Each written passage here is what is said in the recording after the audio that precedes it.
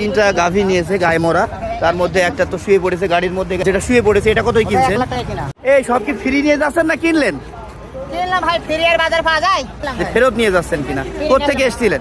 কত থাকবো? সব কি মাংসের গরু না লালন পালনের? লালন পালনের করো। আচ্ছা, সব তো দেখছি গাভী কিনেছে। গাবে কিনেছে, আমরা গাবে পালন করি।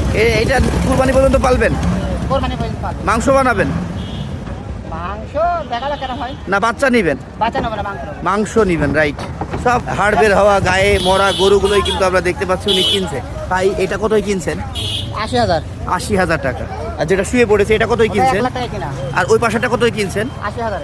80,000 টাকায়। বেশ, তিনটা গাভী নিয়েছে গায়ে মরা, তার মধ্যে একটা তো শুয়ে পড়েছে গাড়ির মধ্যে। এখানে প্রচুর গোবর, এখানে থাকা ঠিক হবে না, পোশাক আশাক নষ্ট করে দিবে।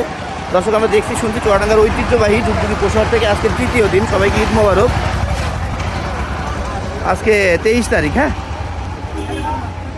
মার্চ মাস 2026, রোজ সোমবার। বেশ সুন্দর তিনটা আমরা বকনা। এটাও কিনছেন নাকি? এটা কতই নিছেন? এটাও বকনা? এটাও বকনা দর্শক, এটা 65 নিচে বলছে।